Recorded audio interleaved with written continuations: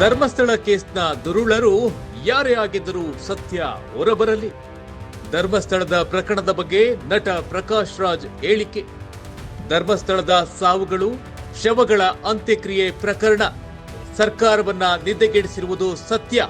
ಇದರ ಬೆನ್ನಲ್ಲೇ ನಟ ನಟಿಯರು, ಮಾಧ್ಯಮಗಳು, ಮಹಿಳಾ ಆಯೋಗ ಪ್ರಾಮಾಣಿಕ ತನಿಖೆಗೆ ಒತ್ತಾಯ. ದೇಶಾದ್ಯಂತ ಹೆಚ್ಚಿದ ಕೂಗು, ಮಣಿದ ಸರ್ಕಾರದಿಂದ ಎಸ್ಐಟಿ ತನಿಖೆ.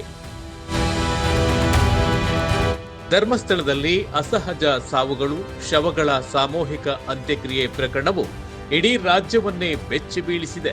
ರಾಜ್ಯ ಸರ್ಕಾರ ಕೂಡ ಇದನ್ನ ಗಂಭೀರವಾಗಿ ಪರಿಗಣಿಸಿ ಎಸ್ಐಟಿ ತಂಡ ರಚಿಸಿ ತನಿಖೆಗೆ ಆದೇಶ ಮಾಡಿದೆ.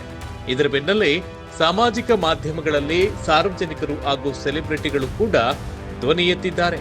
ಈ ಪ್ರಕರಣದ ತನಿಖೆಯನ್ನ ಪ್ರಾಮಾಣಿಕವಾಗಿ ನಡೆಸಿ ತಪ್ಪಿತಸ್ಥರಿಗೆ ಶಿಕ್ಷೆಯನ್ನ ನೀಡುವಂತೆ ಆಗ್ರಹಿಸುತ್ತಿದ್ದಾರೆ. ಬಹುಭಾಷಾ ನಟ ಪ್ರಕಾಶ್ ರಾಜ್ ಕೂಡ ಧರ್ಮಸ್ಥಳ ಕೇಸ್ ಕುರಿತು ಪೋಸ್ಟ್ ಹಂಚಿಕೊಂಡಿದ್ದಾರೆ. ಸಿಎಂ ಸಿದ್ದರಾಮಯ್ಯರವರಿಗೆ ವಿಶೇಷ ಮನವಿ ಮಾಡಿಕೊಳ್ಳುವ ಮೂಲಕ ಧರ್ಮಸ್ಥಳದ ಕೇಸ್ ಬಗ್ಗೆ ಗಂಭೀರವಾಗಿ ಮಾತನಾಡಿರುವ ನಟ ಪ್ರಕಾಶ್ ರಾಜ್ ರವರು, ಉನ್ನತ ಅಧಿಕಾರಿಗಳ ತನಿಖಾ ತಂಡವನ್ನೇ ಆಯೋಜನೆ ಮಾಡಿದ್ದೀರಿ. ಪ್ರಾಮಾಣಿಕ, ಪಾರದರ್ಶಕ ತನಿಖೆ ನಡೆಯಲಿ.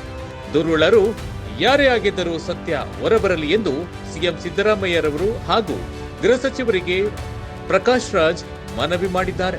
ಸಿದ್ದರಾಮಯ್ಯರವರೇ, ನಿಮ್ಮ ಮಾತಿನ ಮೇಲೆ ನಮಗೆ ಭರವಸೆ ಇದೆ. ಆದರೆ ಈ ದಾರುಣ ಹಂತಕರನ್ನ, ಅವರನ್ನ ಕಾಪಾಡುತ್ತಿರುವ ಈನ ರಾಕ್ಷಸರನ್ನ ನಂಬುವ ಹಾಗಿಲ್ಲ.